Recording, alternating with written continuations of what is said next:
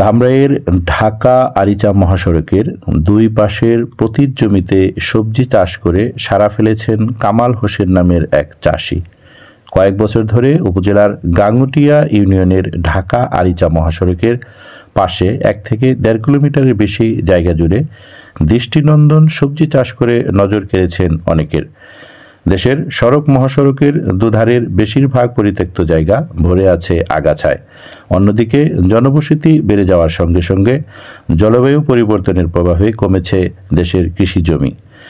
1 ইঞ্চি জায়গাও যেন অনাবাদি না থাকে সেই ঘোষণায় পতিত জমিতে সবজি ও ফলের চাষ, অর্থপুষ্টি 12 মাস শীর্ষক ইনোভেশন আইডিয়া বাস্তবায়নে কাজ করে যাচ্ছেন কৃষি বিভাগ। এই উদ্ভাবনী আইডিয়ার দারুণ ফল মিলেছে ঢাকা জেলার ধামরাই উপজেলার গাঙ্গুটিয়া ইউনিয়নের বাতুলি স্কিল রোড স্টেশনের পশ্চিমে ঢাকা আরিচা মহাসড়কের ধারে। সড়কটির 1 থেকে 1.5 কিলোমিটারের পতিত জমিতে চাষ করা হয়েছে সবজি। আর এখানে চাষ হয়েছে শিম, লাউ, করলা, বেগুন, টমেটো, পেঁপে, ধুন্দুল, মরিচ সহ বিভিন্ন জাতের সবজি।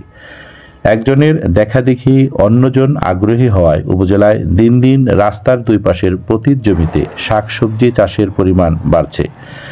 নিজস্ব আবাদি জমি ছাড়া নামমাত্র শ্রমে ও অল্প ব্যয়ে রাস্তার পাশে পতিত জমিতে শাকসবজি চাষ করে পরিবারের চাহিদা মিটিয়ে অবশিষ্ট শাকসবজি বিক্রি করে প্রচুর টাকা আয় করছেন অনেকে।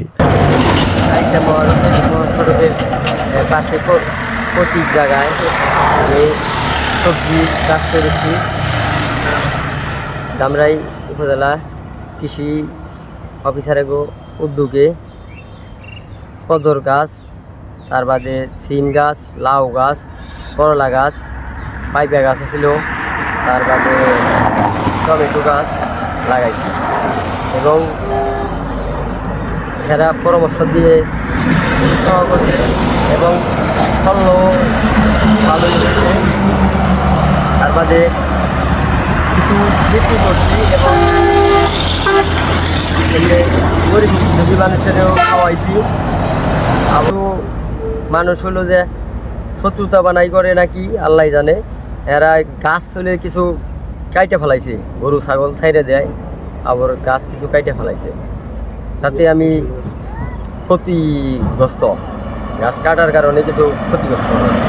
আমি আগে দেখা ছিলাম এবং এই সবজি বাগান থেকে উৎসাহ হয়ে মনে করেন যে নিজেও চলতেছি এবং ফ্যামিলিও চলতেছে এবং খাইতেছি, ব্যস্ত আছি। উপজেলার গাঙ্গুটিয়া, আমতা, বালিয়া, কুসুরা, রোয়াইল, সোয়াপুর, নান্নার ইউনিয়ন সহ বিভিন্ন এলাকায় প্রায় সব রাস্তার পাশে নিয়মিত শাকসবজি চাষ হচ্ছে। ধামরাই উপজেলার কৃষি কর্মকর্তা কৃষিবিদ আরিফুর রহমান জানান। আরিফুর রহমান, উপজেলা কৃষি অফিসার ধামরাই। আজকে আসছি আমরা এই 12 বাড়িয়ার এই হাইওয়ে রাস্তা, ঢাকা আরিচা হাইওয়ে রাস্তার পাশে দেখতে পাচ্ছেন জনাব মোহাম্মদ কামাল হোসেন। উনি একজন আমাদের অগ্রগামী একজন কৃষক, সচেতন কৃষক বলা চলে। উনি দেখেন এই যে রাস্তার পাশে আমাদের অনেক জায়গা কিন্তু এরকম পড়ে থাকে বিভিন্ন সময়।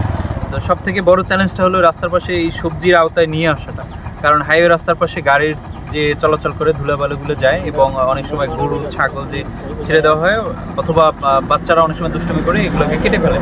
তো সেই জন্য অনেক সময় আমরা অনুৎসাহিত হয়, কিন্তু তারপরেও উনি নিজ উদ্যোগে মোটামুটি আমাদের কৃষি বিভাগের একটা সচেতন যে আমরা প্রশিক্ষণগুলো দিই যে অনাবাদি জমি যেখানেই একটু জায়গা আছে প্রতি ইঞ্চি পরিমাণ জায়গা যেন আমরা কোনোভাবেই অনাবাদি পরিত্য না থাকে, চাষের আওতায় নিয়ে আসলে সে কিছু না কিছু অন্তত লাভ পায়। সেইভাবে উনি প্রায় এখানে 1 থেকে 1.5 কিলোমিটার জায়গা এভাবে সিম তারপর লাউ চাষের আওতায় নিয়ে আসছেন। এর মধ্যে ওনার লাউ শেষ পর্যায়ে উনি যে টাকা খরচ করে যে মাচা দিয়ে লাউ করেছেন, এটা খুবই পরিশ্রমের একটা কাজ।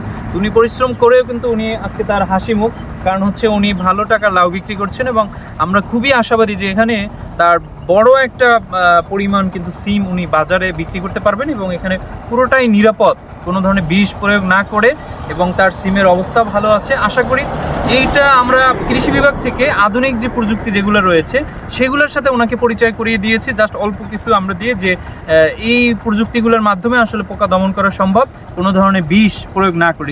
বিষের বিরুদ্ধে আমাদের লড়াই চলছে যে আমরা কীভাবে নিরাপদ খাদ্যটা সবাই পেতে পারি সেই জন্য। তো এই জন্য আমরা এই রাস্তাটাকে অগ্রাধিকার দিয়েছি এবং এখানে এই ভ্রমণ পাত এবং ইয়েলো স্টিক দেখতে পাচ্ছি এগুলো দিয়েছি এবং এইগুলো দেখে অন্যান্য যে মানুষজন আছে আশা করি আমাদের যত এরকম রাস্তার পাশে জমিগুলো আছে আমাদের সানোরাতেও এভাবে করা হয়েছে, আমতাতেও করেছে, প্রত্যেকটি ইউনিয়নে আমরা মডেল একটি করে রাস্তা নিয়েছি এবং রাস্তার পাশে এরকম সবজিগুলো করেছি। আগামী শীতে ইনশাল্লাহ পুরো উপজেলা আমাদের রাস্তার পাশে যত এরকম খালি উপযুক্ত জায়গা আছে টোটালটায় বিভিন্ন সবজির আওতায় চলে আসবে। সড়ক মহাসড়কের পাশে পড়ে থাকা পতিত অনাবাদি জমিতে সবজি ও ফল চাষে একদিকে যেমন বেকারত্ব কমবে, তেমনি পুষ্টির চাহিদাও পূরণ হবে।